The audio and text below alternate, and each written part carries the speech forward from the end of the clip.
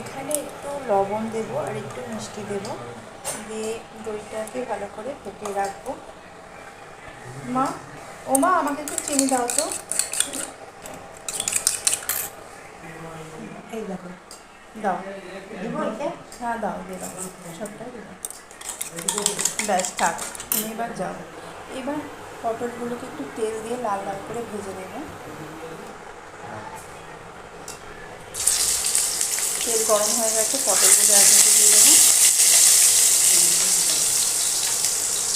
এর মধ্যে তো আমি আগে লবণ দিয়ে একটু সিদ্ধ করেছিলাম, এখন একটু হলুদ দিয়ে দেবো।